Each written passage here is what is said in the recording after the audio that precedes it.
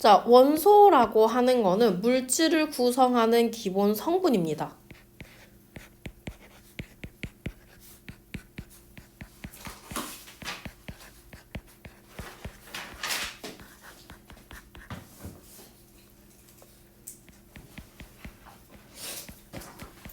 자, 그래서 우리가 이 원소는 저희가 지금까지 한 130여 개 정도의 저희가 원소가 있는데 그 중에 자연 상태에서 존재하는 원소는 한 60에서 70여 가지 정도만 저희가 자연에서 스스로 만들어진 원소고요. 그 외에 나머지 원소는 전부 다 뭘 통해서 인간이 화학 결합을 통해서 핵융합이나 핵분열을 통해서 만들어낸 원소다라고 우리가 봐주시면 좋을 것 같아요. 자, 그러면 저희가 이러한 원소를 무엇으로 나타내면, 입자로 나타내면 그거를 저희가 뭐라 부르냐? 원자라고 불러요. 물질을 구성하는 가장 작은 입자입니다.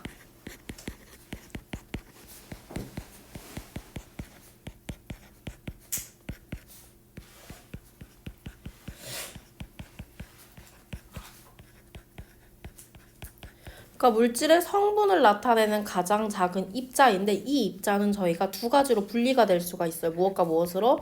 원자핵과 전자로 분류가 될 수 있습니다. 자, 여기서 말하는 원자핵은 저희가 이제 앞에서 배울 건데 무엇으로 이루어져 있냐? 플러스 전하를 나타내는 양성자 친구하고 아무런 전하를 나타내지 않는 중성자가 결합되어서 저희가 원자핵이라는 게 만들어지게 됩니다. 이 원자핵에 따라서 뭐가 결정되냐? 원자량이 결정됩니다. 원자의 질량이라고 부르죠. 원자량은 원자가 갖는 고유한 양입니다. 그래서 절대 바뀌지 않는 건데 우리 원자의 질량은 누구? 양성자하고 중성자 수에 의해서 저희가 원자량이 결정된다라고 봐주시면 될 것 같아요. 자, 그러면 우리가 이러한 원자가 몇 개 이상이 2개 이상이 뭐해서 공유결합하게 되면요.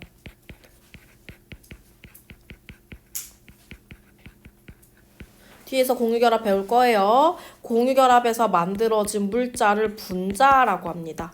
분자는 물질의 성질을 가지는 물질의 특성, 성질을 나타내는 입자입니다.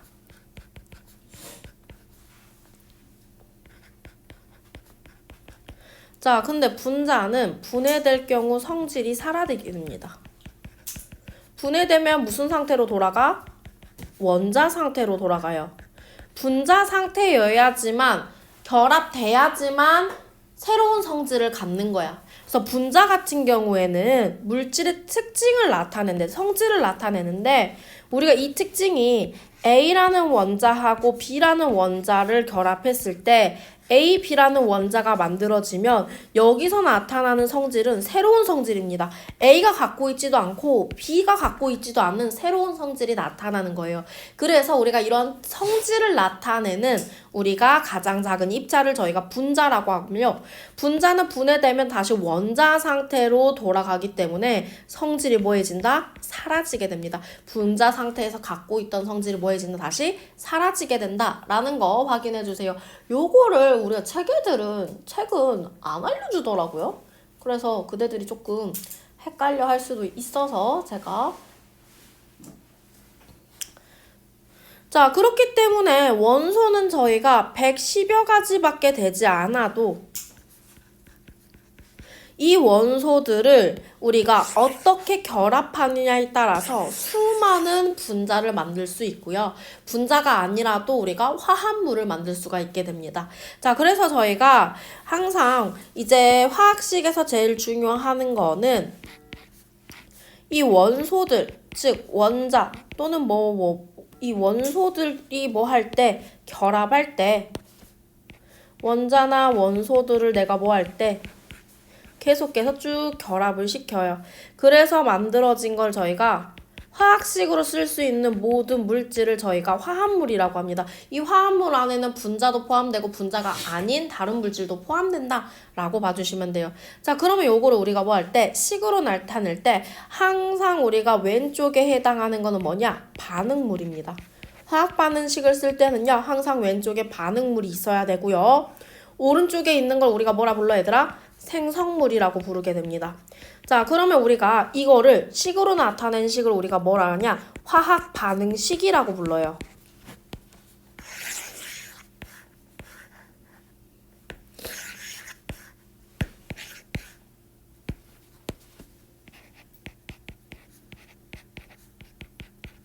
자, 그리고 이런 화학 반응식을 만들 때 꼭 제가 지켜야 될 조건 먼저 설명드리도록 할게요. 책에 나와 있지 않고요. 저희가 중학교 때 배웠던 내용인데 이게 좀 기억이 안 날 수 있어요. 첫 번째, 우리가 질량 보존 법칙입니다.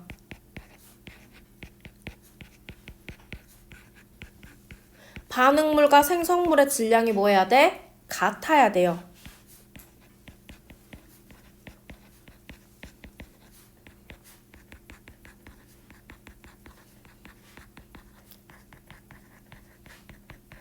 자, 그러면 반응물과 생성물의 질량이 같아야 된다는 건 이건 더 나아가서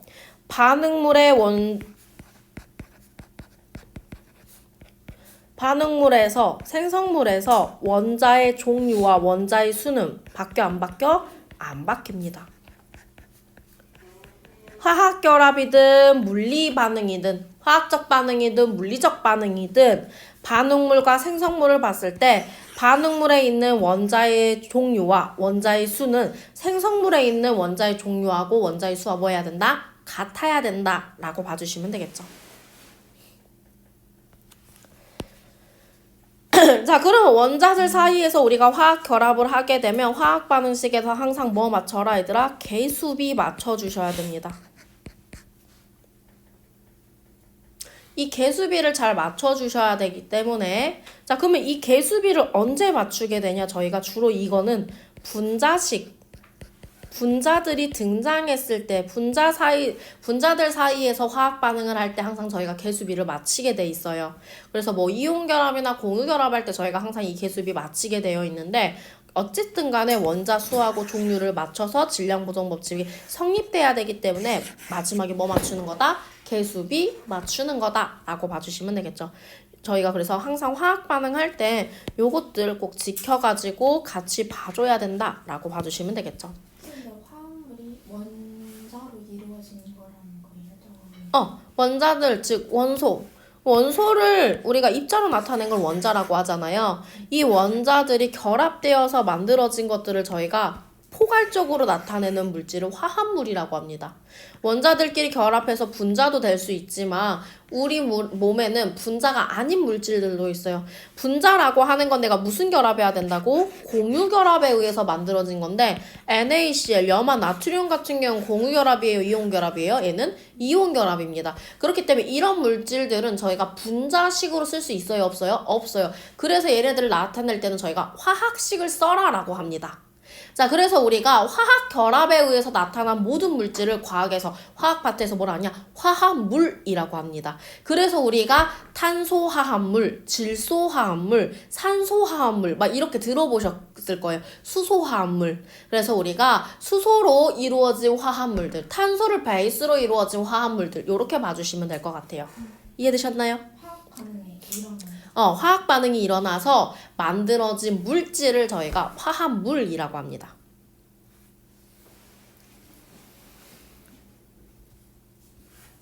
됐나요? 넘어가도 될까요? 자, 그러면 우리가 이러한 원소를 나타낼 때 원소는요, 어떻게 나타낼 거냐? 자, X, 이게 바로 원소 기호가 됩니다. 자, 저희가 원소를 나타낼 때는 원소 기호를 쓰는데 이 원소 기호에 대해서는 우리가 앞에 있는 글자를 따서 앞글자는 항상 무슨 글자로? 대문자로. 두 번째 글자 무슨 글자로? 소문자로 나타낸 거라고. 자, 우리가 수소는 우리가 H 쓰고 헬륨은 HE 씁니다. 왜? 우리가 수소하고 헬륨하고 첫 글자가 H로 똑같이 시작하기 때문에 먼저 쓴 I는 H로 쓰고 그 다음 I는 두 번째 소문자를 씀으로써 우리가 첫 번째 거하고 두 번째 원소를 뭐 하는 거야? 분리해 주는 거예요. 다르다는 걸 나타내 주셔야 됩니다. 원소 기호를 쓸 때는 항상 첫 번째 글자는 뭐로? 대문자로. 두 번째 글자는 항상 뭐로? 소문자로 써주셔야 됩니다. 이거 그냥 계속 소문자로 쓰면 돼요? 안 돼요? 안 돼요. 서술형에서 감점당하거나 서술형 빵점 나올 수 있어요. 자, 그리고 원소 기호를 쓸 때 저희가 여기 왼쪽에 위아래로 작은 글씨로 나타내는 두 개의 숫자가 있는데 아래에 있는 요 B에 해당하는 숫자가 바로 뭐냐? 원자 번호에 해당합니다.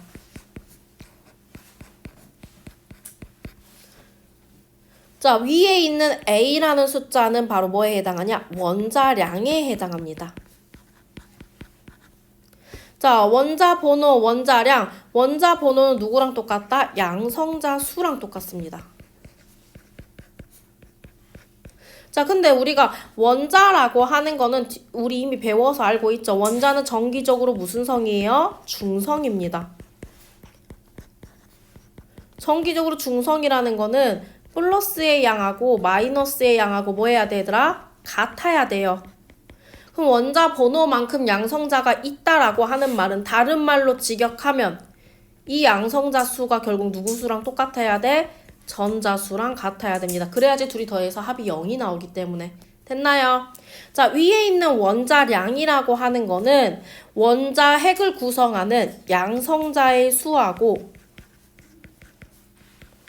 중성자의 수를 더해서 나타나는 게 바로 저희가 원자량입니다. 정확히는 양성자를 구성하는 양성자들의 질량, 원자핵을 구성하는 양성자들의 총 질량과 중성자들의 총 질량을 더해가지고 나타낸 거예요.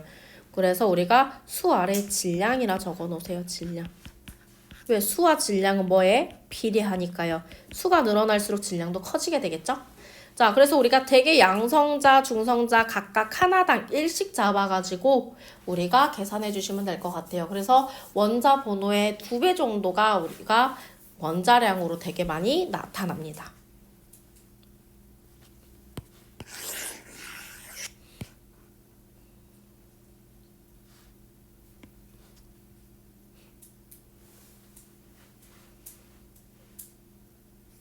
다 됐어요?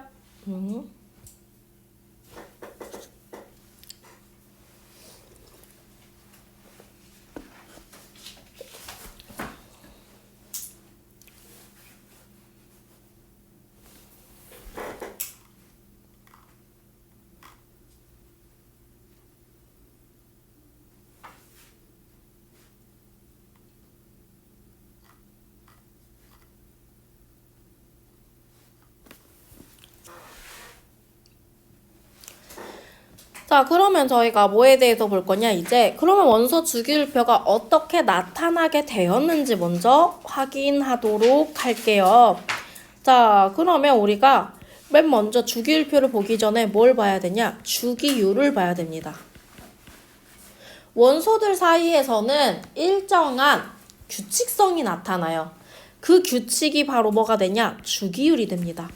원소들 사이에서 나타난 규칙을 주기율이라 하고요. 이 주기율에 따라서 만든 표를 우리가 뭐라 부르냐? 주기율표라고 합니다.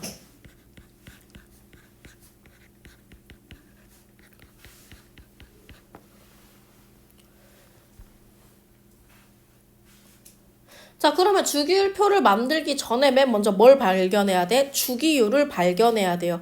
그래서 가장 먼저 누가? 데베라이너의 새쌍 원소설 먼저 볼게요. 데베라이너는 우리가 새쌍 원소설을 주장하게 됩니다.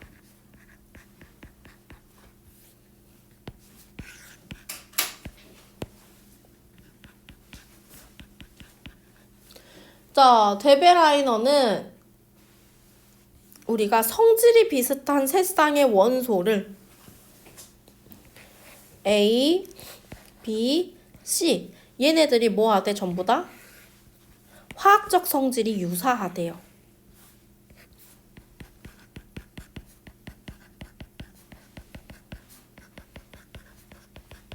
자, 이렇게 화학적 성질이 유사한 세 쌍의 원소를 봤을 때, 자, 각각의 원자량을 보게 되면 A, B, C 순이라고 합니다. 자, C가 가장 원자량이 크고요. A가 원자량이 가장 작는데, 자, 그래서 우리가 이 친구의 특징을 보았더니, A하고 C의 원자량을 합쳐서 절반으로 나누면 누구의 원자량과 같더라? B의 원자량과 같더라. 이게 데베라이너의 세쌍 원소설입니다. 자, 그러면 우리가 여기서 먼저 알아야 될 거. 자, 화학적 성질이 유사하다. 이거 다른 말로 무슨 말이냐? 같은 족 원소라고 보셔야 됩니다. 같은 족 원소가 뭐예요? 아래 내려가서 제가 확인시켜 드릴게요. 자, 그러면 데베라이너 세쌍 원소설 그 이후에 저희가 나오는 게 뭐냐? 멘델레이프 들어가기 전에 뭐 볼 거냐? 뉴렌즈의 옥타브설 볼게요.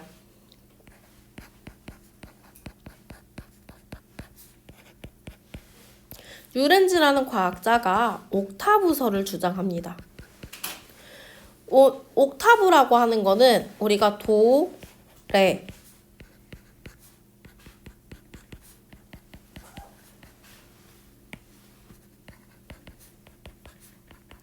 자, 도에서 다시 뭐로 돌아와요?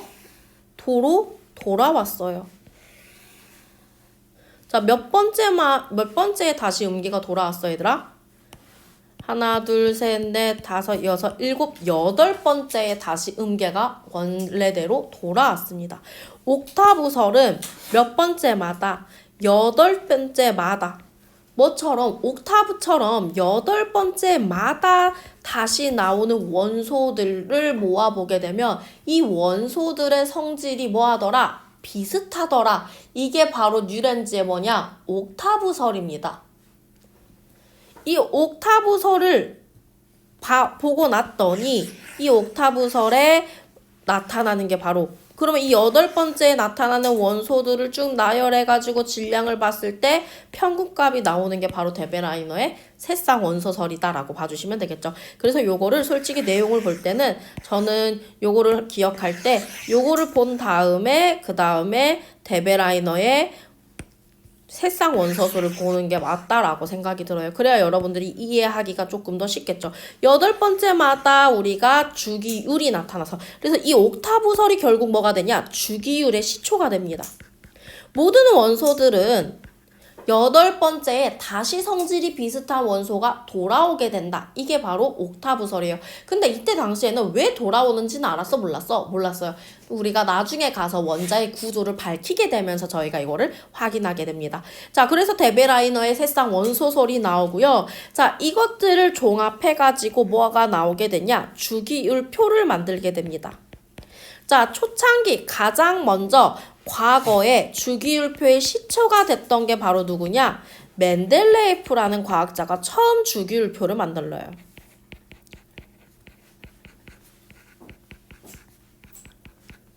자, 멘델레예프가 우리가 주기율표를 만들었을 때 이때 당시에 원소는 약 63종의 원소밖에 없었어요. 원소의 종류가 적었습니다. 현재 몇 개라고 얘들아? 110여 가지라고요. 그래서 멘델레예프는 자, 주기율표를 어떻게 만들었냐? 원자량에 따라서 배열했습니다. 이 63종의 원소를 뭐에 따라? 원자량 순서대로 원자량의 순서로 우리가 배열을 해요. 그래서 수소, 그 다음에 헬륨, 그 다음에 리튬, 베릴륨 쭉쭉쭉 나열하다가 내가 아직 발견되지 않은 원소가 있는데 이 원소 다음에 더 큰 원소가 나타났다면 그 다음 원소를 쓰는데 요 자리 공간을 뭐로 놔두면서 빈 공간으로 놔두면서 나타낸 게 바로 누구냐? 멘델레예프입니다. 원자량에 따라 순서대로 놔두는데 우리가 뭘 놔뒀다? 빈 공간. 아직 모든 원소가 밝혀지지 않았기 때문에 빈 공간을 두면서 우리가 나타냈어요. 근데 우리가 이 멘델레예프는 원자량으로 나타내다 보니까 이 원소들의 성질이 예측이 벗어나는 아이들이 조금 있었습니다. 자, 현재로 와서는 저희가 배우는 주기율표는 어떤 과학자가 만든 거냐? 모즐리라는 과학자가 만든 겁니다. 모즐리의 저희가 주기율표. 자, 모즐리의 주기율표는 우리가 뭐에 따라? 원자 번호에 따라. 원자 번호 순으로 우리가 나타내는데 이 원자 번호를 어떻게 정했냐? 양성자의 수로. 양성자 수를 몇 개 갖고 있냐에 따라서 저희가 원자 번호를 붙이게 되었어요. 결국 정확히는 모즐리는 양성자 수에 따라서 원자 번호를 붙이고 그 원자 번호에 따라서 주기율표를 뭐 했다? 만들었다 라고 보시면 되겠죠. 자, 그래서 우리가 지금 배우고 있는 건 누구의 주기율표? 모즐리의 주기율표다. 자, 그렇기 때문에 주기적 성질이 원자량, 즉 원자 번호에 따라서, 원자량이 아닌 원자 번호에 따라서, 양성자 수에 따라서 그 성질이 반복된다라는 거를 우리가 모즐리가 밝히게 됩니다. 자, 그래서 우리가 모즐리가 만들어낸 주기율표는 세로를 뭐라 하냐? 족이라고 부르고요. 가로를 뭐라 부르냐? 주기라고 부르게 됩니다.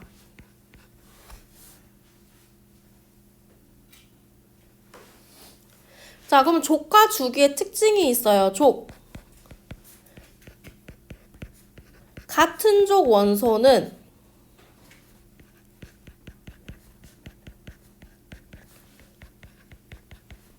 화학적 성질이 유사합니다.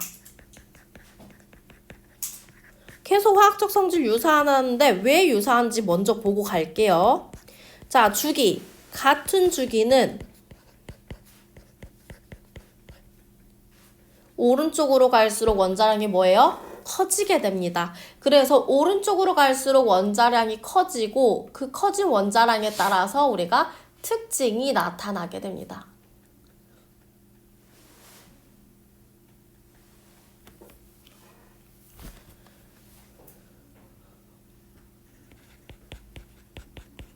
오른쪽으로 진행될수록 원자량은 뭐해진다? 커진다.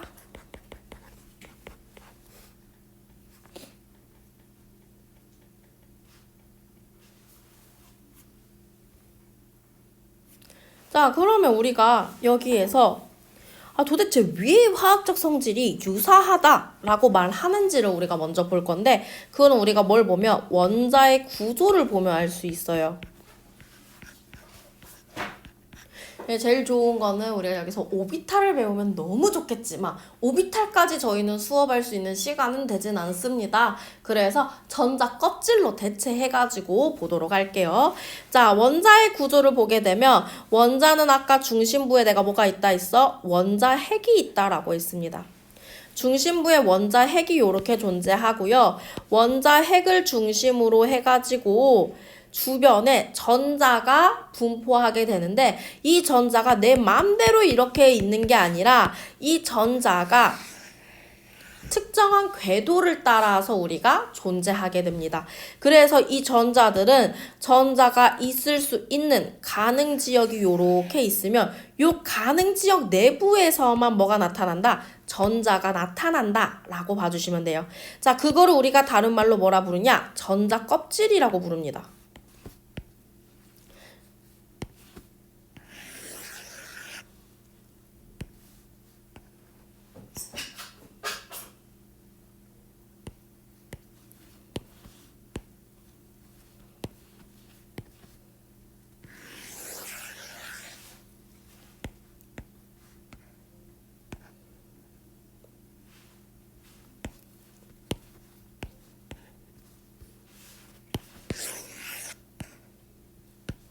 왜 지웠는데 다시 생겼냐? 이상하다 얘네. 자, 여기 볼게요. 자, 그러면 맨 가운데 제가 핑크색으로 칠하는 거는 그냥 원자 핵으로 봐주시고요. 원자 핵을 제외한 나머지는 전부 다 우리가 뭐라고? 전자 껍질인데 원자 핵에 가장 가까운 껍질을 저희가 첫 번째 껍질이라고 부르고요. 그 다음에 두 번째 껍질, 그 다음에 세 번째 껍질. 얘들아, 바깥으로 갈수록 껍질의 크기가 뭐예요? 점점 커집니다. 자, 그러면 가장 안쪽에 있는 껍질은 가장 작기 때문에 전자가 많이 들어갈 수 있어요? 없어요? 없어요. 자, 그래서 우리가 첫 번째 껍질을 뭐라 부르냐? 이제 통합과학에서부터 K 껍질이라고 부릅니다. 그 다음에 L 껍질, 그 다음에 M 껍질. 네 번째 껍질을 N 껍질이라고 불러요. 마지막 네 번째 껍질을. 에이.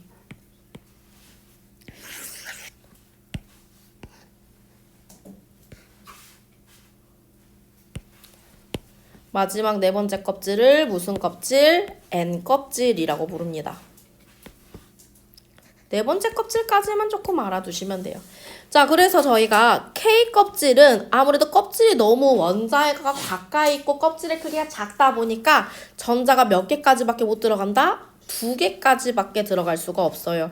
근데 우리가 L 껍질, M 껍질, N 껍질 순으로 나타나게 되는데 밖으로 갈수록 우리가 그 이후로부터는 전자가 최대 몇 개까지 들어갈 수 있다?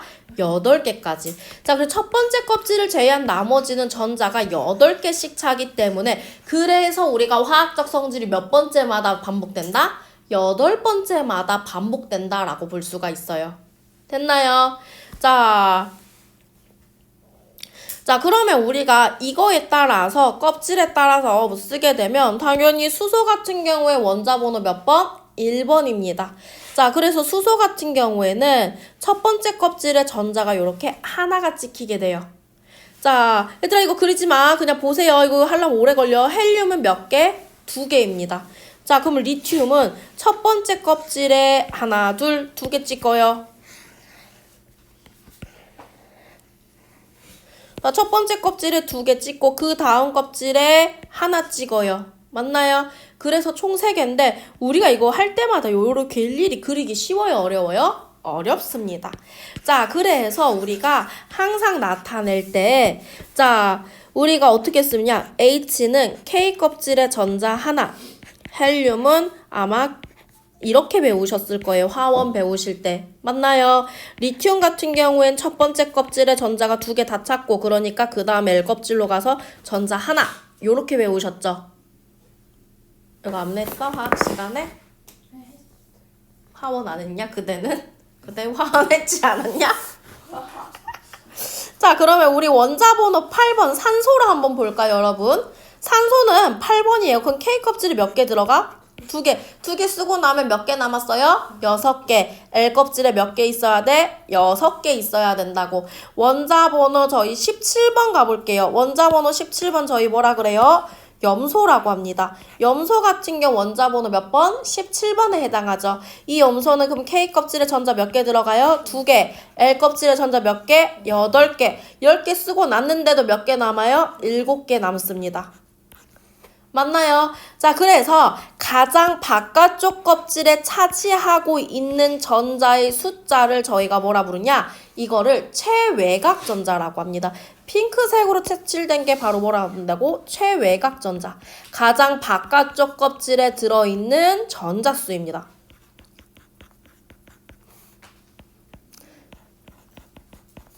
마지막 껍질에 들어있는 전자수요.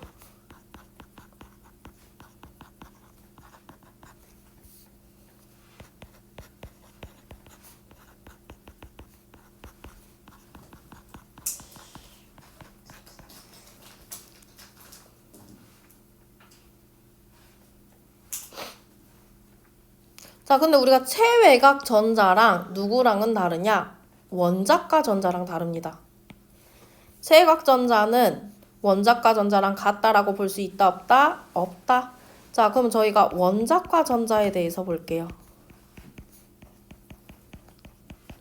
원자과 전자라고 하는 거는 최외곽 전자 수중. 가장 마지막 껍질에 들어있는 전자 중에, 즉 최외곽 전자 중에 화학 결합에 참여할 수 있는 전자수입니다.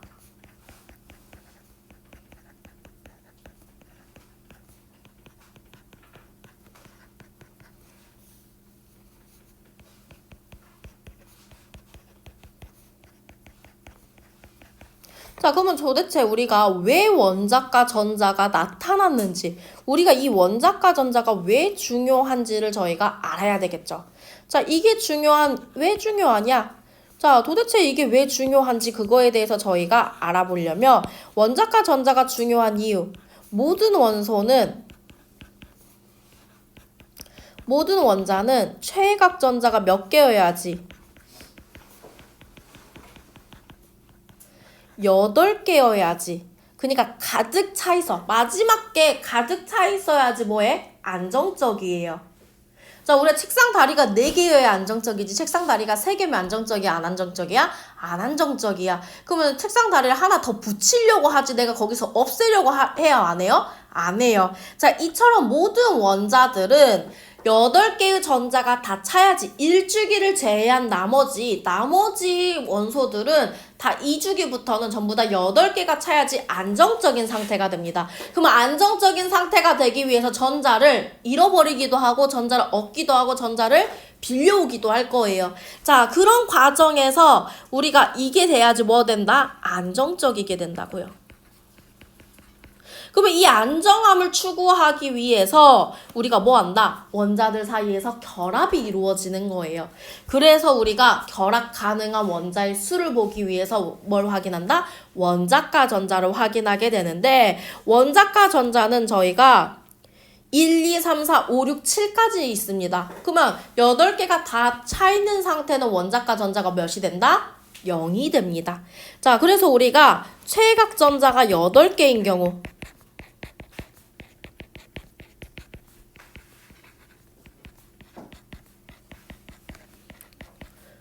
원자가 전자는 몇이라고 얘들아? 0이라고요. 왜 화학결합 할 필요 있어 없어? 없어. 왜? 나는 안정적이니까 나는 화학결합 할 필요 있다 없다? 없다. 요거를 우리가 뭐라 하냐? 옥텟 규칙이라고 해요. 옥텟이 8이라는 숫자입니다. 숫자. 전자 8개가 모이는 규칙이다 라고 봐주시면 돼요. 자, 여기까지 정리 다 했으면 저희 오늘 수업 여기까지 하고요. 왜냐면 저희 내일 오면 뭐 할 거냐? 그러면 각각의 전자가 내 맘대로 바깥쪽 껍질부터 들어갈 수 있는 건지 그거에 대해서 볼게요. 왜 꼭 우리가 항상 지금 뭐부터 채웠어? 내가 전자를 자연스럽게? 안에서부터 채웠어요. 왜 안쪽 껍질부터 전자를 채워야 되는지 그러면 우리가 이 껍질 사이에는 왜 전자가 존재할 수 없는 건지 요거를 제가 다음 시간에 설명드릴 건데 아마 이거 화원에서 에너지 준위라고 배우셨을 거예요. 각 전자 껍질마다 에너지 준위가 다릅니다. 무슨 말이냐? 각 껍질마다 전자가 들어가기 위한 최소한의 에너지 양이 다르다라는 거예요. 그럼 여기서 간단하게 워밍업으로 질문.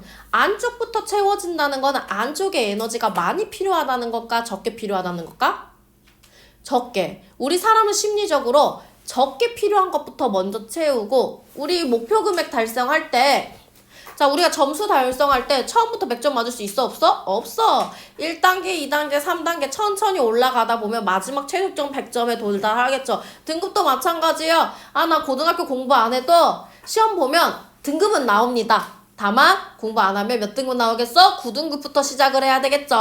내가 공부를 많이 하면 많이 할수록 어디 등급에 가까워져? 1등급에 가까워져요. 그럼 얘들아 9등급 하기 생각보다 어렵긴 해. 왜냐면 1등급 숫자하고 9등급 숫자하고 똑같으니까 좀 어렵긴 한데 자, 그러면 우리가 9등급이 더 쉬울까요? 1등급이 더 쉬울까요? 쉽기는 1등급이 더 어려울 수밖에 없겠죠. 왜? 9등급은 그거 시험 안 보면 9등급이잖아. 그날 결석하면 9등급 나오잖아요. 답지 안 내면 9등급 나올 수 있고요. 근데 1등급은 답지 안 내는 거는 간단한 방법이지만 우리가 1등급을 맞기 위해서는 많은 양의 노력치가 필요합니다. 자, 그것처럼 우리가 전자 껍질도 각 껍질마다 필요한 에너지 값이 있어요. 근데 그 에너지 값이 전자 껍질이 커지면 커질수록 에너지 값이 뭐하다? 많이 필요하다라고 봐주시면 될 것 같아요. 그래서 저희가 다음 시간에 오면 요거에 대해서 조금 자세하게 배운다라고 봐주시면 되겠죠. 오늘 수업 여기까지. 저번 시간에 이어서 저희 원자 구조까지 그리고 껍질이 어떻게 나타나는지 확인을 했다면 각 껍질마다 저희가 이 전자가 배치될 때 전자는 우리가 뭐에 따라? 싸움의 원리에 따라 전자가 배치됩니다.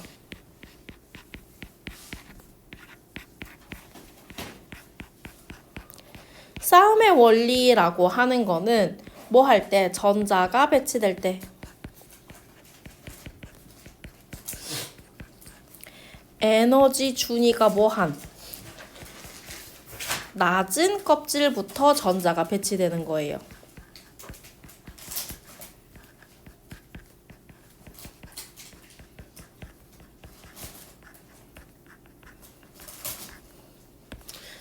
우리가 원자는 전자가 마음대로 우리가 이동하는 게 아니라 이 전자라고 하는 친구는 뭐에 따라 특정 에너지 준위를 갖는 전자는 원자의 어디에나 나타나는 게 아니라 특정 공간에 존재합니다. 저게 전자래요. 네, 이 마이너스 이제부터 전자로 쓸게요. 자, 이 특정 공간을 저희가 뭐라 하냐? 전자 껍질이라고 합니다. 근데 우리가 전자 껍질은 여러 개가 있어요. 그래서 각 전자 껍질마다 에너지 준위가 달라요.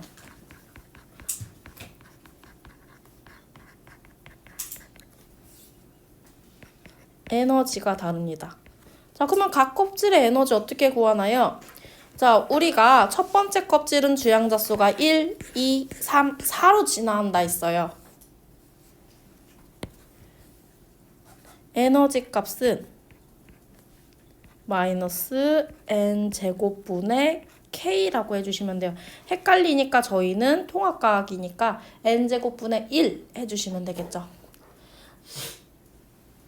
자, 그러면 첫 번째 껍질은 마이너스 1이에요. 두 번째 껍질은 마이너스 4분의 1. 세 번째 껍질은 마이너스 9분의 1. 그 다음 껍질은 몇이에요? 16분의 1. 이렇게 되겠죠. 에너지가 점점 값이 뭐하고 있어? 어디에 가까워지고 있어? 이렇게 도표로 봤을 때 저희가 마이너스 1이라고 하면 요거를 나눠서 마이너스 뭐가 되고 4분의 1 점점 어디에 가까워져요? 0에 가까워집니다. 자, 그렇기 때문에 우리가 원자 핵으로부터 우리가 뭐 할수록 멀어질수록 여기에서 여기로 멀어질수록 에너지 값이 뭐 한다? 증가한다 라고 봐주시면 되겠죠. 몇이라고? 마이너스 1, 마이너스 4분의 1, 마이너스 9분의 1, 마이너스 16분의 1 요렇게 에너지 값들이 진화한다 라고 봐주시면 돼요. 우리가 마이너스 n제곱분의 1312kcal 그렇게 뭐 줄인가? 단위가 기억 안 나. 아무튼 그렇게 배우셨을 거예요, 하원 때. 근데 어차피 1310이란 값은 고정 상수이기 때문에 저희가 굳이 볼 필요가 있어요? 없어요? 없어요. 여기서 포인트는 마이너스 n제곱분의 특정 상수기 때문에 우리가 주양자 수가 커질수록 에너지 값이 커지게 된다라고 봐주시면 되겠죠. 자, 그러면 우리가 싸움의 원리, 전자가 배치될 때 에너지 준위가 낮은 거부터 전자가 배치됩니다. 왜? 에너지가 소량 들어가는 데부터 들어가기가 진입이 쉬워요. 그럼 무슨 말이냐? 근데 왜 굳이 바깥쪽 껍질로 갈수록 전자가 들어가기가 어렵냐? 물어볼 수가 있는데 저희가 전자가 주변에 이렇게 따닥따닥 있는 게 아니라 틈을 가지고 있습니다. 그러면 바깥쪽에 배치되는 전자는 이미 앞쪽에 전자들이 이렇게 배치되다 보니까 원자핵이 끌어당기는 인력을 많이 느낄 수 있어요? 없어요? 없어요. 그걸 저희가 유효핵 전하라고 합니다.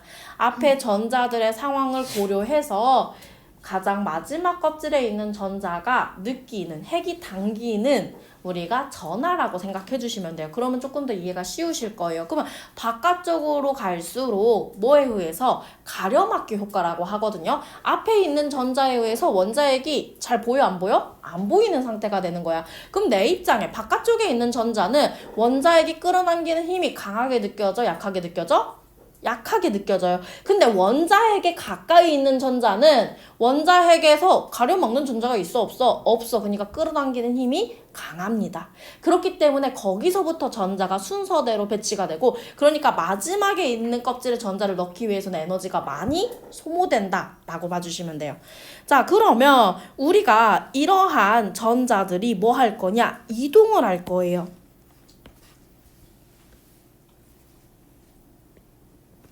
나중에 뭐 할 거냐? 전자가 뭐 하냐? 이동을 할 겁니다. 그러면 전자가 이동하면 어디에서 어디로 갈 때는 안쪽 궤도에서 바깥쪽으로 갈 때는 에너지를 뭐 해야 돼? 흡수해 주셔야 됩니다. 반대로 바깥쪽에 있는 전자가 안쪽에 공간이 비었대. 안쪽으로 들어가려면 에너지를 뭐 해야 돼? 방출해야 돼요. 자, 그러면서 우리가 이렇게 전자가 이동하게 되면서 나타나는 거를 우리가 뭘 하냐? 선 스펙트럼이라고 합니다. 저희 나중에 이거 배울 거예요. 빅뱅 하면서 미리 제가 설명드리고 가요.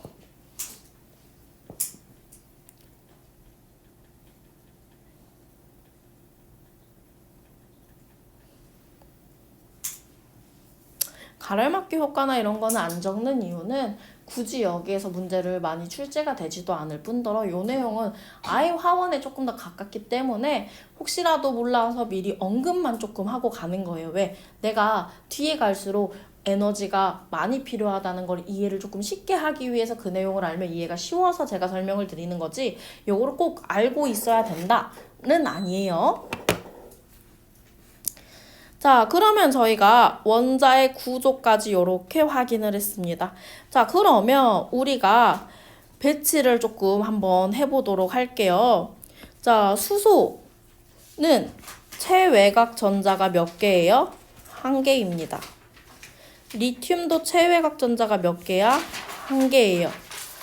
그 다음에 누구 있어요? 나트륨 있어요. 나트륨도 최외곽 전자가 몇 개? 1개. 칼륨도 최외곽 전자가 몇 개? 1개입니다. 맞나요? 자, 산소는 최외곽 전자 몇 개? 8개. 황도 최외곽 전자 몇 개? 8개. 이처럼 우리가 옥텟 규칙에 따라서 배열을 하다 보니까 최외곽 전자 수가 같은 친구들이 뭐에? 같은 세로줄에 모이게 됩니다. 자, 그래서 우리가 이 세로줄을 뭐라고 한다고? 족이라고 한다고. 자, 그래서 1족 친구들하고 이처럼 18족 친구들 각각의 원자과 전자가 같은 친구들의 우리가 특징을 보게 되면 이 친구들의 화학적 성질이 뭐하다? 유사하다라는 특징이 있어요. 나 8이라고 잘못 썼네. 정확히 몇 개라고 해야 돼? 6개라고 해야 되죠? 얘가 몇 개? 7개. 여기도 왜 18쪽이라 해놨을까? 16쪽. 여기가 17쪽이 되겠죠? 그 다음에 염소. 이렇게 봐주시면 되겠죠? 자, 그래서 우리가 원소 주기율표를 보게 되면 자, 맨 먼저 요 1쪽의 친구들과 16, 17쪽을 볼 때 왼쪽에 있는 친구들은 주로 금속 성질의 친구들이 많고요. 오른쪽으로 와야지만 저희가 비금속 성향의 친구들이 많이 있습니다. 자, 그러면 저희가 이번에는 뭐에 대해서 확인할 거냐? 금속과 비금속에 대해서 조금 확인을 해보도록 할게요. 자, 그러면 금속과 비금속의 특징 봐보도록 할게요. 자, 금속과 비금속의 특징 첫 번째 보도록 하겠습니다. 주기율표 내에서 위치를 볼게요.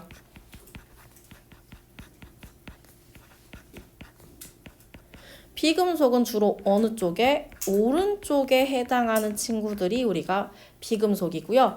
금속 같은 경우엔 주기율표에서 주로 어디에 해당한다? 왼쪽에 해당하는데 왼쪽에서 누구를 제외해 줘야 되냐? 수소는 제외해 주세요. 수소는 비금속입니다. 자, 우리가 상온 우리가 한 25도 정도를 저희가 실온 또는 상온이라고 합니다. 상온 상태에서 금속은 대체적으로 무슨 상태냐? 거의 고체 상태로 많이 나타나고요. 액체 상태인 친구들이 드물게 있습니다. 액체 상태인 친구들이 드물게 있는데 여기에 대표적인 게 HG, 수은 상태입니다.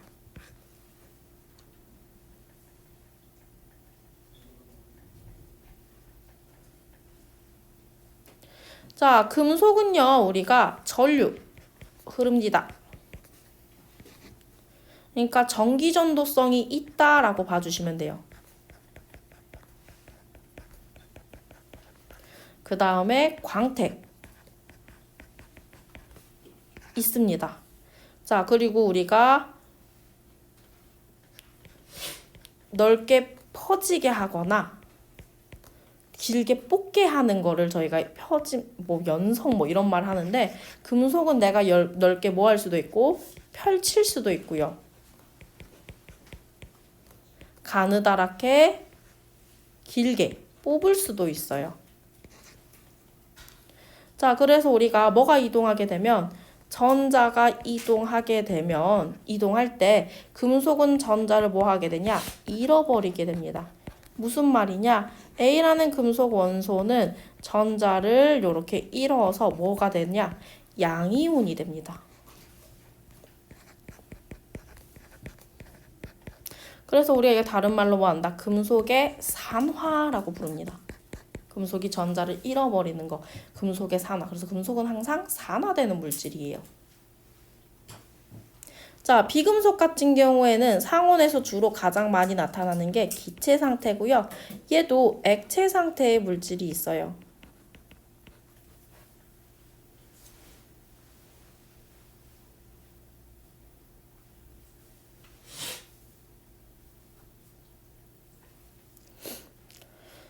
전류도 안 흐르고요. 광택도 없고 펼쳐지거나 길게 뽑을 수 있어 없어? 기체를? 없어요. 전자에 이동을 하게 되면 전자를 얻게 됩니다. 자, 그러면 얘는 전자를 뭐 하게 되면서 요렇게 얻게 되면서 뭐가 되냐? B- 음이온 상태가 돼요. 그래서 주로 우리가 이렇게 뭐는 비금속 물질들은 뭐 했다? 환원되었다라고 저희가 표기하기도 합니다. 나중에 산화 환원 한번 저희 보도록 할게요.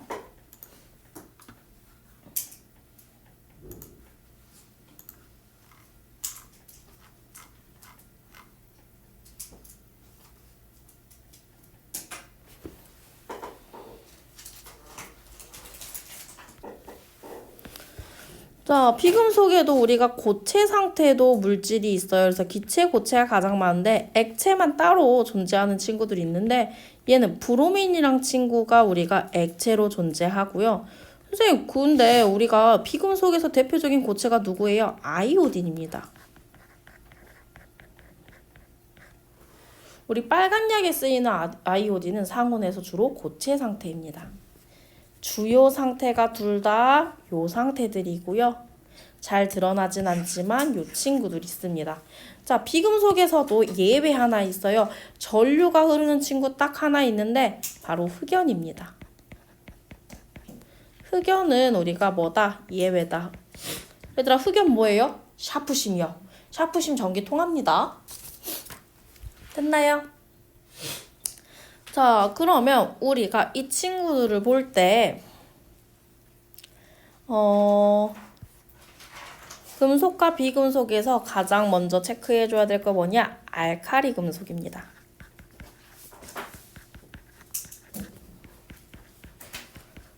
알칼리 금속은 몇 쪽? 1쪽 원소들을 저희가 알카리 금속이라고 불러요. 근데 누구 제외? 수소 제외입니다. 왜? 금속이라는 명칭이 붙었으니까 고체여야 될 거 아니야. 수소는 고체야, 기체야? 기체 상태입니다. 그래서 수소는 빼놓고 봐주셔야 돼요. 자, 그래서 우리가 알카리 금속 같은 경우에는 반응성 볼게요.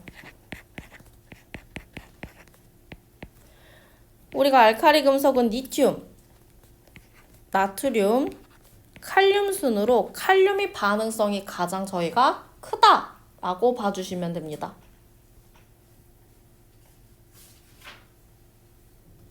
얘네들은 전부 다 우리가 실온에서 무슨 상태? 고체 상태예요.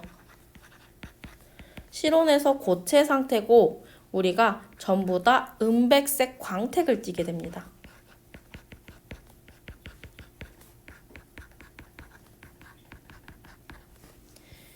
얘네들 같은 경우에는 뭐 할 때? 이온화 할 때 전자 몇 개 잃어버려야 돼? 전부 다 하나 잃어버리셔야 됩니다. 전자 몇 개 이동? 하나요. 자, 얘네들의 우리가 뭘 볼 거냐? 특징을 보도록 할게요. 알카리 금속의 특징. 첫 번째. 알카리 금속은요. 칼로 잘릴 정도로 무르게 됩니다. 칼로 절단이 가능하다라고 보시면 돼요. 금속인 거에 비해서 무른 편입니다. 말랑말랑하다라고 봐주시면 되겠죠. 두 번째, 물보다 밀도가 작습니다.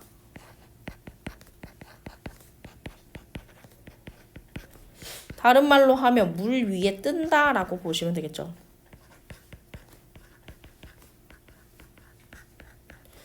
자, 세 번째, 알칼리 금속하고요. 뭐하고 만나게 되면 물하고 만나게 되면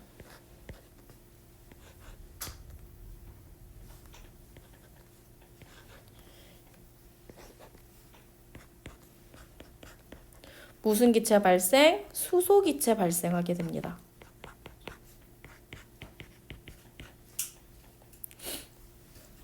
자, 마지막 하나 더. 알칼리 금속에 누구를 붓게 되면 염산과 같은 산성 물질을 우리가 만나게 되면 요때도 우리가 뭐 하게 된다? 수소 기체 우리가 나오겠죠.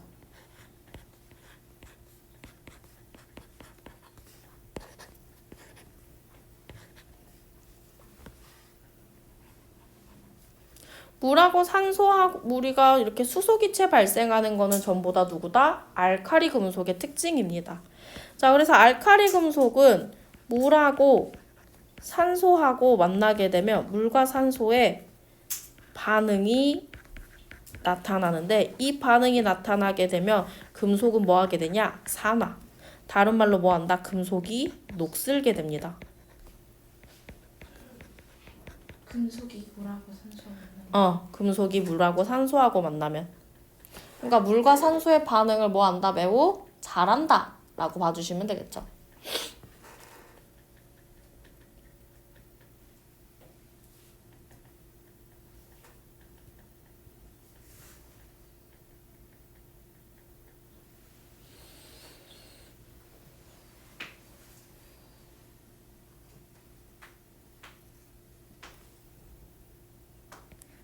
여기 화학 반응식을 이렇게 쓸까요?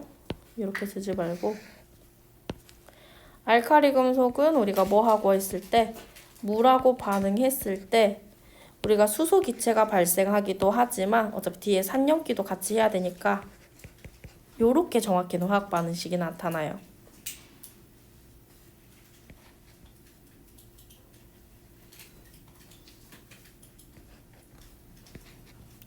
자, 그러면 우리가 OH가 생겼기 때문에 수소기체 발생하면서 물하고 만났을 때 뭐가 된다? 염기성이 됩니다.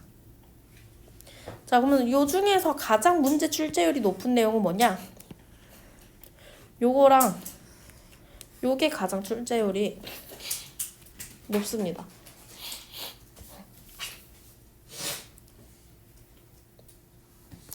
자, 근데 저희 녹슬게 됐다는 내용에 한번 볼 건데 녹슬게 됐다는 거는 광택이 없어진다는 거예요.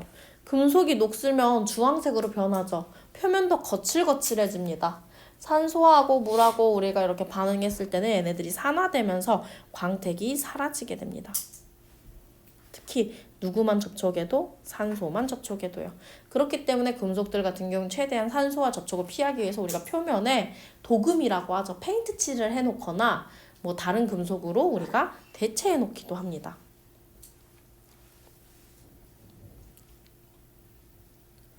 자, 그렇기 때문에 이런 알칼리 금속 요거를 차단하기 위해서는 산화 안 시키려면 우리 어디에 보관해야 돼? 석유나 벤젠과 같은 기름 성분에 우리가 보관해야 됩니다. 그래야지 물과 산소를 차단시킬 수가 있겠죠.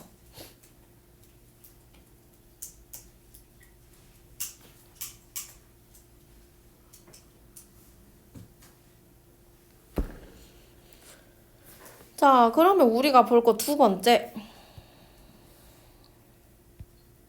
자, 알칼리 금속 했으니까 이제 누구 해야 돼? 17쪽 원소, 대표적으로 우리가 비금속 원소인 할로젠 원소 들어갈게요.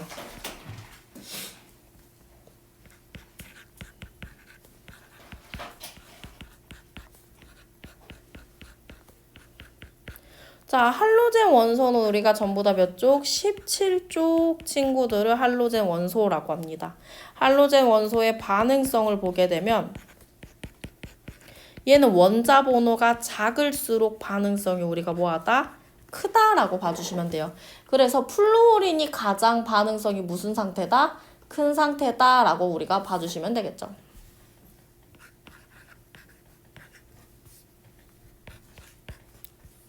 자, 그리고 얘네들은 이원자 분자 상태로 존재합니다. 특징이 있어요. 얘네들은 우리가 존재할 때 전부 다 무슨 상태로? 이원자 분자 상태로 존재합니다. 여기 특징이라고 써야 되겠지?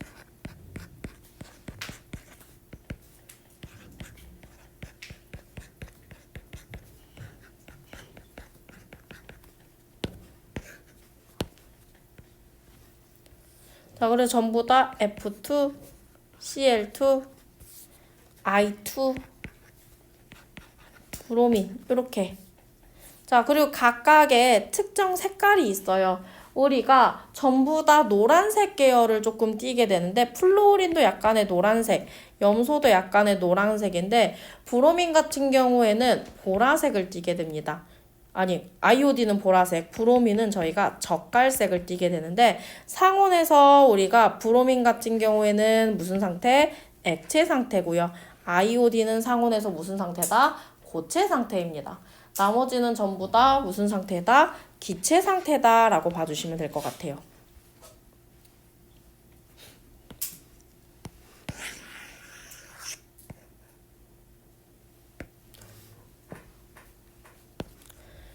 자, 얘네들은 우리가 특징이 있습니다. 할로젠 원소는 알카리 금속하고 반응을 잘해요.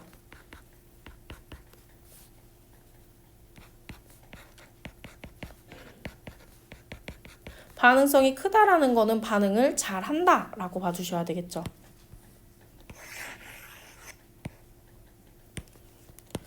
두 번째, 할로젠 원소는 수소 기체를 만나게 되면 우리가 할로젠 원소 B 했을 때 HB 이렇게 할로젠화 우리가 할로젠 원소하고 수소 기체하고 이렇게 만나게 됩니다. 할로젠화 수소라고 부르시면 될 것 같아요.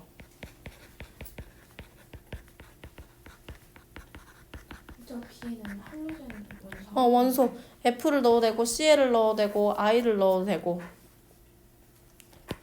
헷갈리시면 B라고 쓰지 마시고요. 우리가 만약에 F, Cl, 브로민, 아이오딘이 있기 때문에 이 할로젠에 HF,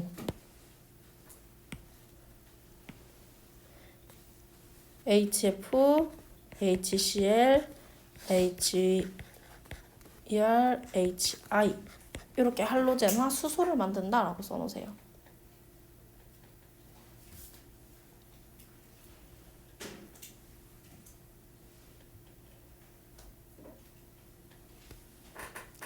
자, 그래서 이 할로젠화 수소를 내가 뭐에 녹이면 물에 녹이게 되면 무슨 성을 띈다? 산성을 띠게 됩니다. 우리 HCl만 봐도 알 수 있겠죠? 자, 우리가 할로젠 원소는 알카리 금속과 반응하는데 이때 빛이 또 같이 나옵니다. 자, 그러면 저희 오늘 화학 결합 들어가도록 할게요.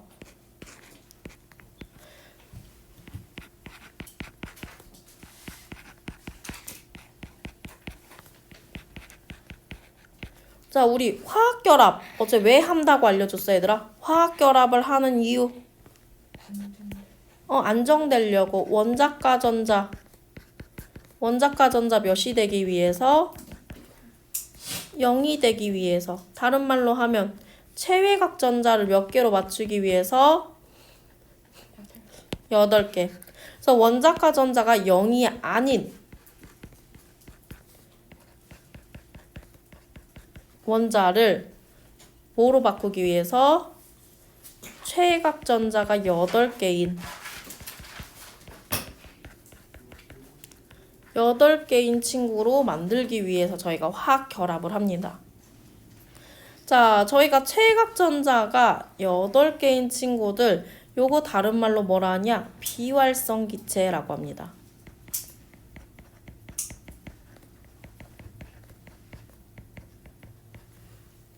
비활성 기체는 우리가 몇 쪽 원소냐? 18쪽 원소예요. 최각전자가 0이기 때문에 원자과 전자가 0으로 화학 결합을 한다 안 한다? 안 한다. 얘는 그 어떠한 원자하고도 화학 결합을 하지 않습니다. 왜? 안정적이에요. 그냥 자기 혼자 있어도 안정적이기 때문에 화학 결합을 한다 안 한다? 안 한다 라고 봐주시면 되겠죠.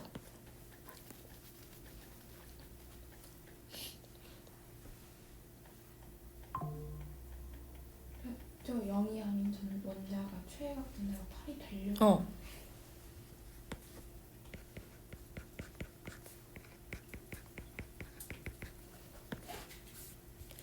자, 그러면 우리가 이런 화학 결합에는 무슨 결합하고 무슨 결합이 있냐? 이온 결합하고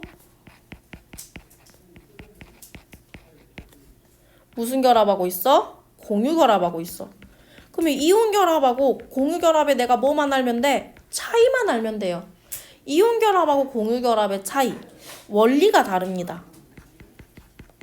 이온 결합은요, 금속 물질하고 비금속 물질이 결합을 하는 거야. 근데 이때 얘네들 사이에서 금속에 있던 전자가 누구한테 이동해버려? 비금속한테 이동해요. 그래서 금속은 뭐가 되고? 양이온이 되고요. 비금속은 뭐가 되면서? 음이온이 되면서 플러스 전하하고 마이너스 전하가 서로 끌어당기는 뭐에 의해서? 전정기적 인력에 의해서.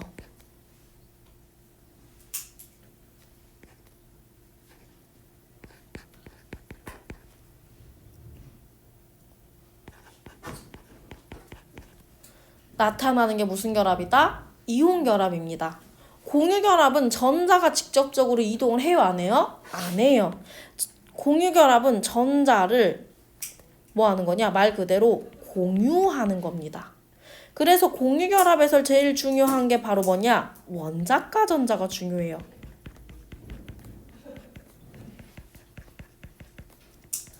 자, 그래서 우리가 공유 결합할 때 제가 팁으로 드리고 싶은 거, 공유 결합할 때 내가 문제 풀 때 헷갈린다 할 때 뭐 찍어라? 루이스 점자식이요. 루이스 점자식은 우리가 뭐를? 원자과 전자를 원소 주위에 몇 개의 구분으로, 네 부분으로, 사방면으로 해서 둘러가지고 나타낸 거를 우리가 배치해서 나타낸 거를 루이스 점자식이라고 합니다. 설명드리도록 할게요. 자, 수소 같은 경우에는 원자과 전자 하나니까 이렇게 하나 찍으면 되겠죠. 탄소 같은 경우 몇 개예요? 4개. 근데 4개로 하나씩 나눠준 다음에 배치해달라고요. 그러면 질소는 총 몇 개 찍어야 돼? 5개. 1개, 2개, 3개, 4개, 5개. 요렇게요. 산소, 황 어떻게 찍어야 돼? 6개. 1개, 2개, 3개, 4개, 5, 6. 요렇게 되는 겁니다. 이해됐어요? 자, 그러면 얘네들 공유결합 어떻게 만들 거냐? 우리가 이미 2개가 짝꿍이에요. 그러면 황 같은 경우에는 2개씩 이어진 게 이미 배치된 게 있어요? 없어요? 있어요. 이미 내 거의 전자로 2개씩 이루어진 거를 저희가 뭐라냐? 비공유 전자쌍. 공유 결합 안 했는데 이미 내 걸로 전자가 이미 2개가 차버린 거. 요거를 비공유 전자쌍이라고 합니다. 비공유 전자쌍을 제외한 나머지에 필요한 데에 전자를 넣어주시면 돼요. 그러면 우리 볼게요. NH3 보세요. 질소 하나에 수소 몇 개 들어가요?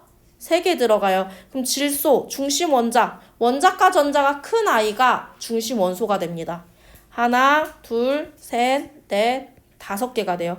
여기에 누구 배치하라고? 수소를, 빈 공간에 수소를 이렇게 하나씩 찍어달라고요. 그럼 보세요. 중심 원소인 질소 입장에서 전자 총 몇 개 됐어, 얘들아? 8개 됐어. 수소 입장에서 전자 2개 채웠어, 안 채웠어? 채웠단 말이야. 그래서 우리가 공유결합할 때는 이렇게 루이스 점자식으로 보는 게 조금 더 편리합니다. 이해됐나요? 근데 우리가 이 공유결합은 전자를 공유하는데 누구 사이에서 전자를 공유해야 되냐? 비금속하고 비금속 사이에서 공유해야 됩니다. 금속이 들어오면 돼요? 안 돼요? 안 돼요. 비금속 사이에서만 공유결합을 할 수가 있다고. 금속이 있으면 된다고 안 된다고? 안 된다고. 왜? 금속이 있는 순간 전자가 뭐 해버려? 이동해버리니까. 근데 여기서 물어보죠. 선생님 금속 결합은 없어요? 있어요. 금속들끼리 원자의 배치에 따라서 하나의 광물을 만드는 거. 그걸 저희가 금속 결합이라 하는데 통합과학에 나오지는 않아요. 그렇기 때문에 저희는 전자가 이동을 직접적으로 했냐 아니면 전자 껍질을 공유해가지고 공유결합을 할 거냐 요 두 가지만 차이를 봐주시면 돼요.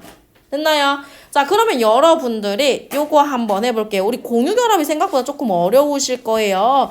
예제로 저희가 메테인의 전자 배치 한번 그려주시고요. 메테인은 CH4입니다. 그 다음에 물의 전자 배치 한번 그려주세요. H2O입니다. 자, 그 다음에 누구 거 아닐 거냐? 이산화탄소요. 자주 나오는 친구들만 할게요. 이산화탄소는 저희 뭐라 불러? CO2가 되겠죠. 자, 그 다음에 또 자주 나오는 게 뭐냐? 과산화수소요. 얘는 H2O2가 됩니다. 됐나요? 요 친구들 한번 전자 배치 루이스 점자식으로 한 번만 찍어주세요. 자, 그러면 저희 메테인 같은 경우엔 중심 원소가 누구? 탄소입니다. 그 밖에 수소를 요렇게 찍어주시면 되겠죠. 됐나요? 이산화탄소 같은 경우에는 우리가 원래 찍으려면 요렇게 찍어야 돼요.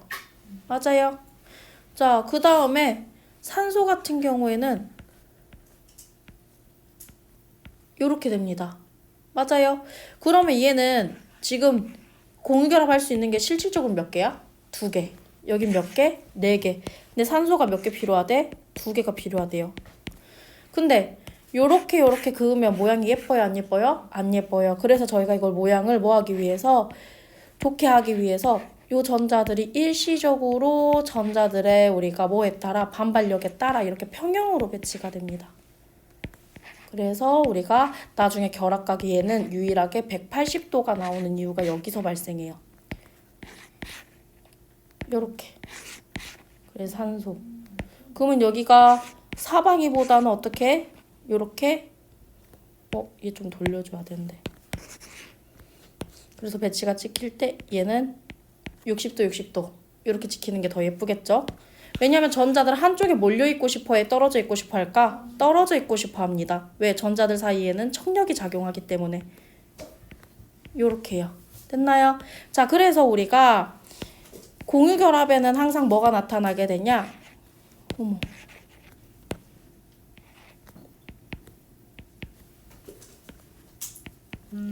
이렇게 한 쌍의 전자만 공유하는 단일 결합도 있어요. 요거를 저희가 막대기로 표시하면 전자 배치를 저희가 요렇게 하게 됩니다. 막대기 하나 써져 있죠? 그래서 이걸 저희가 단일 결합이라 불러요. 이산화탄소 같은 경우 어떻게 그리냐? 저희가 요렇게 그립니다. 몇 중 결합이야 얘들아? 2중 결합이 있어요. 됐나요? 자, H2O 같은 경우에도 저희가 똑같은 방법으로 찍게 되면 가운데 누가 있고 산소가 있습니다. 요렇게 있기 때문에 요렇게. 그래서 산소 같은 경우에는 우리가 직선 구조가 될 수 있어요? 없어요? 없어요. 비공유 전자쌍이 누르기 때문에 산소의 그림은 저희가 요렇게 나타나요. 그래서 109.5도. H2O나 돼야지 우리가 2개의 산소가 요렇게 있고 산소들끼리 뭐하고 공유결합을 합니다. 맞나요? 산소들끼리 공유결합 하나 하고요.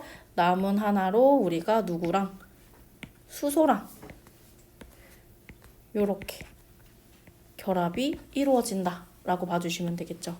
그래서 과산화수소 같은 경우에는 H2O2가 요렇게 배치가 됩니다. 됐나요?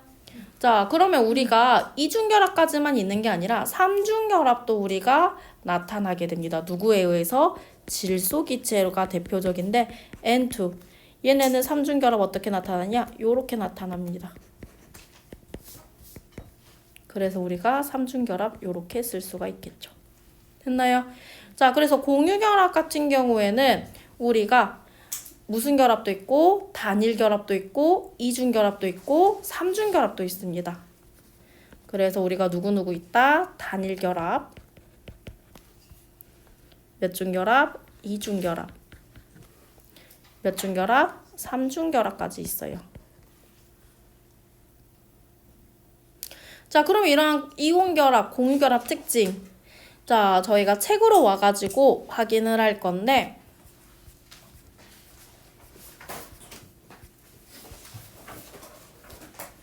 설명은 제가 여기까지 전부 다 드렸죠. 자, 그러면 공유결합, 이온결합의 특징 먼저 볼게요. 공유결합 종류도 전부 다 확인이 됐습니다. 자, 그러면 얘네들의 특징 먼저 확인할게요. 이온결합 물질 같은 경우에는 양이온과 음이온의 전전기적 인력에 의해서 결정으로 나타나게 됩니다. 항상 양이온의 전하합과 음이온의 전체 전하합은 정기적으로 중성을 이루어야 됩니다. 그래서 우리가 이온의 종류에 따라 이온의 개수비가 달라지는데 항상 개수비 맞춰서 써주셔야 돼요. 이온 결합은 녹는 점과 끓는 점이 비교적 높아 고체 상태예요. 공유 결합에 비해서는 이온 결합이 녹는 점, 끓는 점이 훨씬 더 높은 상태여서 우리가 주로 상온에서 고체 상태입니다. 자, 물에 대한 용해성. 물에 녹게 되면 전기가 흘러요. 물에 녹지 않으면 전기 흐른다, 안 흐른다? 흐르지 않는다 라는 아이가 있고요. 힘을 가하게 되면 쪼개지거나 부서집니다. 왜? 뿔마 결합되어 있는데 힘을 가하게 되면 마마 뿔뿔이 배치돼서 반발력에 의해서 우리가 쪼개지거나 깨짐 현상이 나타난다 라고 봐주시면 돼요. 자, 그래서 이온 결합과 공유 결합의 특징 볼게요. 정리를 그래도 한번 하는 게 좋겠죠? 자, 우리가 이온 결합 같은 경우엔 상온에서 무슨 상태? 결정 상태. 공유 결합은 우리가 이루어지는 물질이 분자 상태입니다. 둘 다 정기적으로는 무슨 성을 띄어야 되냐? 중성을 띄어야 돼요.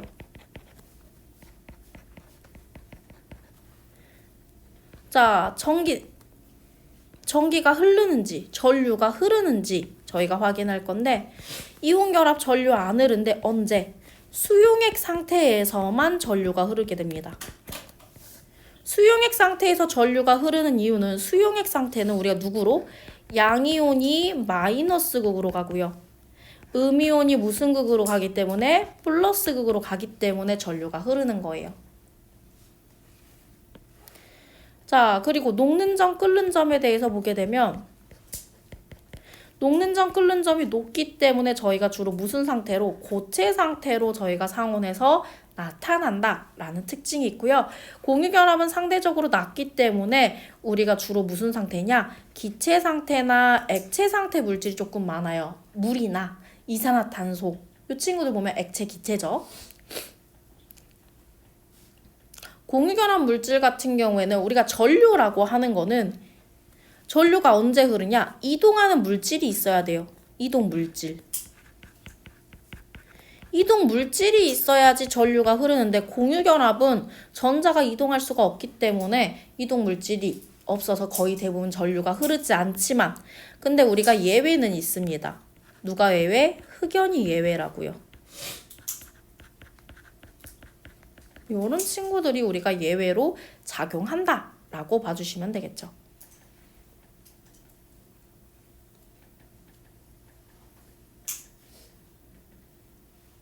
됐나요?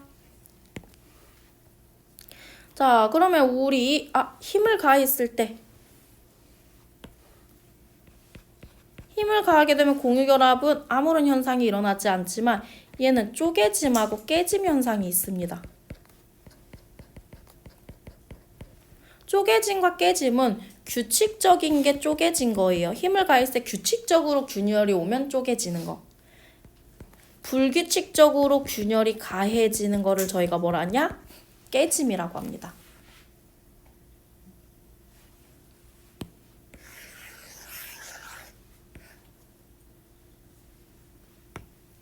됐나요? 요거만 확인해 주시면 될 것 같아요. 직접으로 쪼개지는 게요? 쌍쌍바를 나누는 거 우리가 쪼갠다 하잖아. 비스켓을 절반 나누는 걸 쪼갠다 하잖아. 균등 배분이 쪼개지는 거예요. 근데 핸드폰 액정이 쪼개졌다에 깨졌다에 깨졌다. 핸드폰 액정은 불규칙적으로 우리가 균열이 가해지죠. 균열 가해지는 게 우리가 균등이냐 불균등이냐 이렇게 봐주시면 될 것 같아요. 요 정도 내용만 아시면 웬만한 문제들 전부 다 푸실 수 있을 거예요.